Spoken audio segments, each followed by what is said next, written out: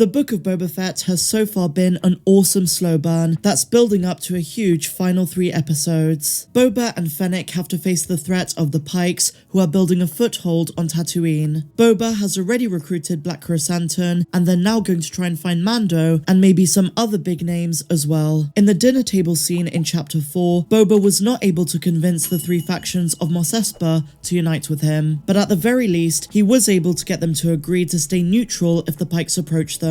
Time will tell if they're going to keep their word, but a more pressing question of this show is who is behind the Pyke Syndicate. Now you might say nobody is, and that the Pykes are confident enough to stand their own ground without the assistance of any other syndicate from the Shadow Collective, but I strongly disagree with this for 2 reasons. The Pykes are the definition of opportunism, and they tend to piggyback whenever the opportunity for profit arises. They're not independent tacticians, and I doubt they would have the gall to infiltrate Tatooine without a stronger presence working on their side. After all, Boba already defeated them once in Chapter 2, and that was before he became Daimyo. The second reason I think there's a bigger bad behind the Pyke Syndicate is for plot reasons. A stronger enemy revealing themselves to be behind all of this is just the kind of climax a show like the Book of Boba Fett needs. So who is it? Well, there are a few options, but as you guys know, my money is on the Dragon Lady herself, Qi'ra, who took over Crimson Dawn after Maul's death, and he taught her everything she knows. I already broke down my full theory on her, so check that out if you've not done so already. There is also another reason Crimson Dawn makes perfect sense for this show, the connection with the Mandalorian. As we know, when Maul was alive, he was the leader of the organization, and as someone who was deeply embedded in Mandalorian politics and the fall of Mandalore, Maul could have in some way had a connection to Din's covert,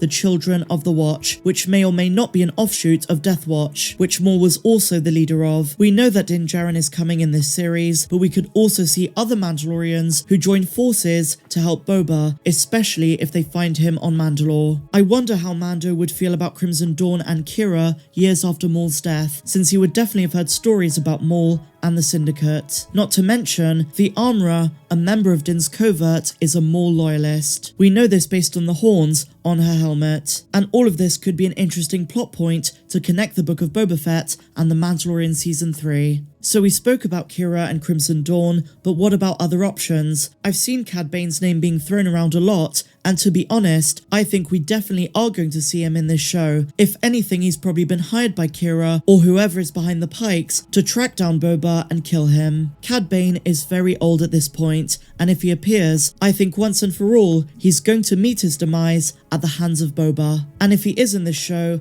I think we're definitely going to see him in Chapter 6, Filoni's episode, as he's the one who created him in the first place, and he would do better handling his own character in live action. Now, when asking this question, we also have to consider the fact that we don't know how deep the criminal underworld's interconnectivity runs. There could be other big players as well. For example, Prince Shizor is canon now thanks to Crimson Reign, and Black Sun could very well be part of the picture as well. My money's on Qi'ra, but there definitely are other possibilities too, and I wouldn't be surprised if they throw us a curveball. The benefit of bringing Qi'ra into the show is that you can also connect her to Han Solo's story, and as we know, there have been rumours that Solo himself is going to appear. Let me know your thoughts in the comments down below. Who do you think is behind the Pyke Syndicate? And where do you think this is all leading? I really hope you guys enjoyed this one. Please be sure to give me a big fat thumbs up if you did. Subscribe to the channel if you're new, and I'll see you in the next one.